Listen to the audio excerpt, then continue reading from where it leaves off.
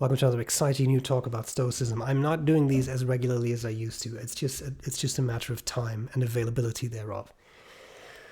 I wanted to do one video where we'll get back to Seneca at some point, but I wanted to kind of discuss this and organize my thoughts in a video.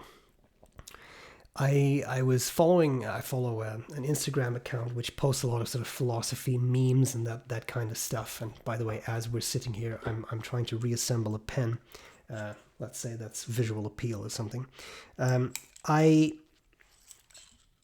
This account on social media posts philosophy memes and posted something about Stoicism, and it was not particularly positive towards Stoicism. I'm not going to name this account because there's no point. There's really no point doing so. The owner of the account was asked, so then what do you think about Stoicism? And I want to say this is someone who has a philosophy degree.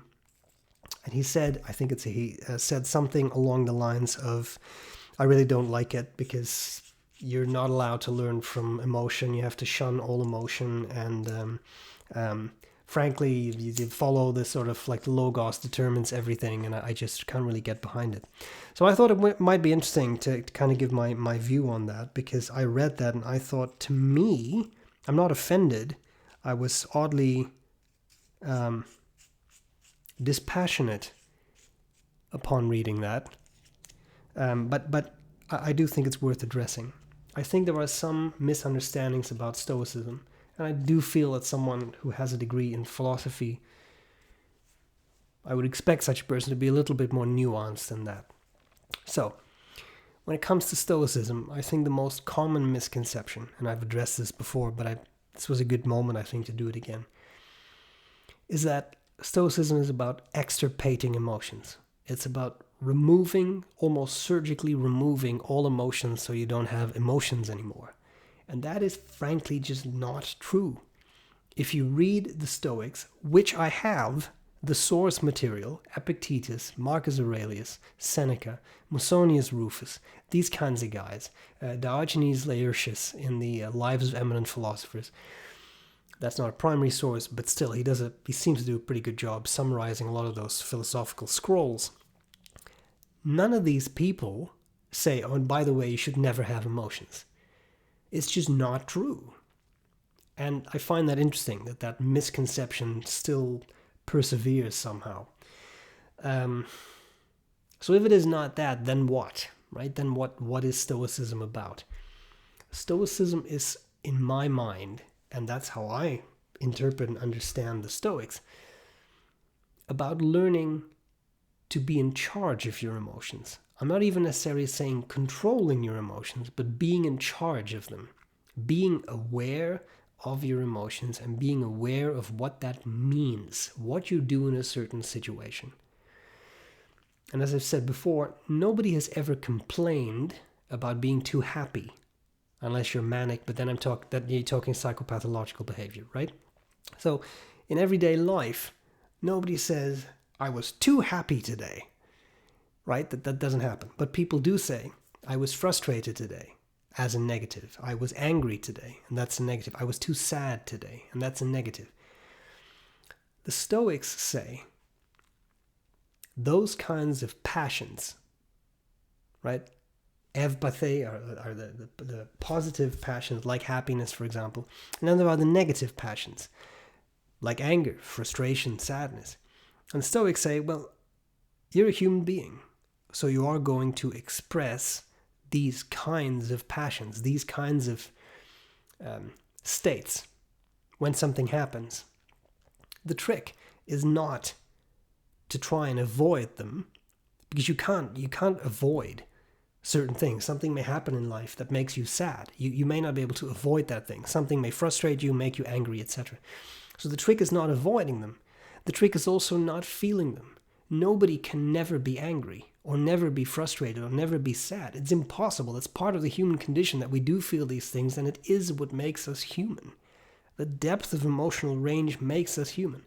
But what the Stoics do say is, however, if you want to lead a rich and fulfilling life, a life of eudaimonia, then you need to be able to take charge of those emotions. Not get rid of them, but take charge. So that when you do get angry, for example, You ask yourself, is this worth getting angry about?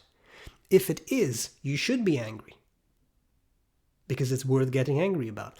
But often you'll find that it is not worth getting angry about.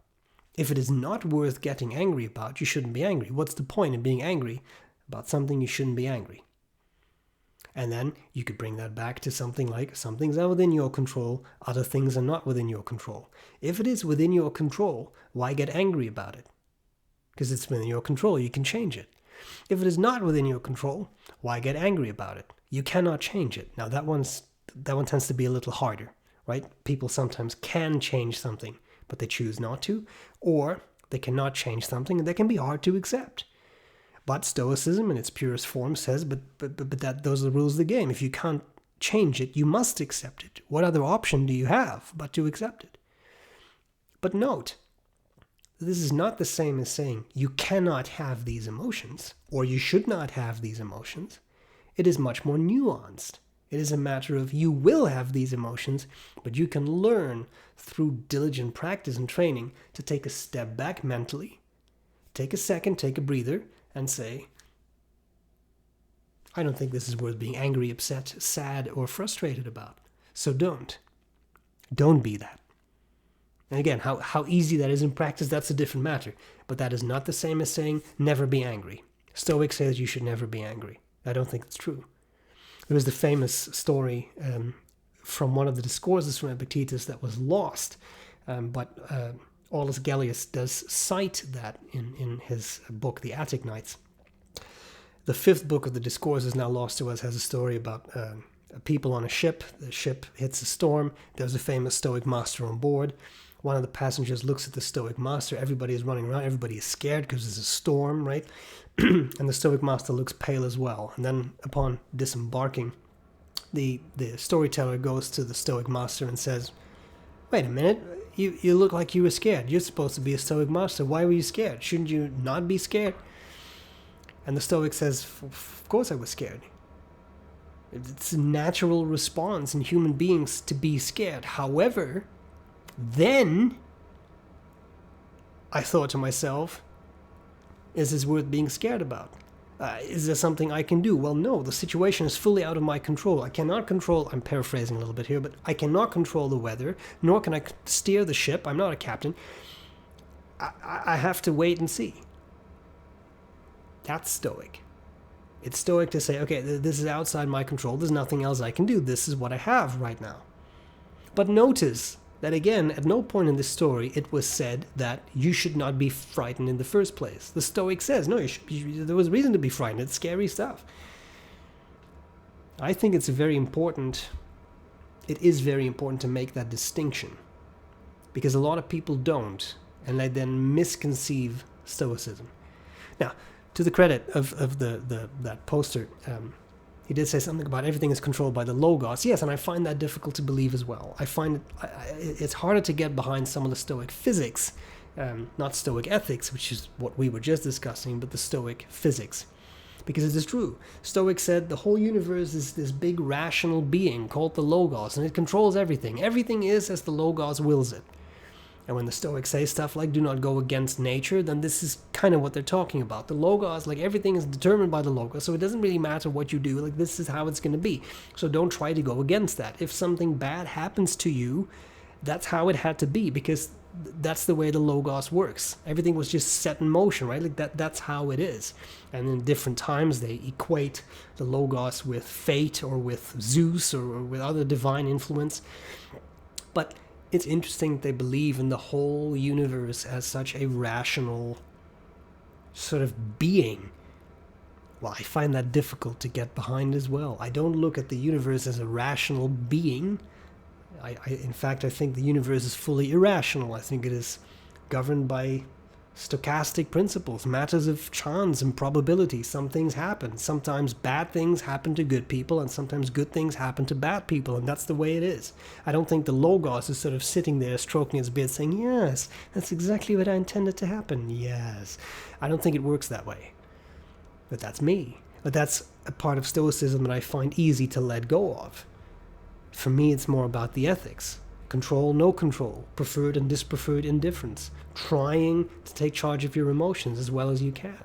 I think that's what matters. So here we had some Stoic misconceptions. Let me know what you think. This was not at all a dig at the person who posted that. I just think it's good to try and sort of correct that once in a while. And that's it. Let me know what you think. And thanks for watching. I'll see you soon. Bye.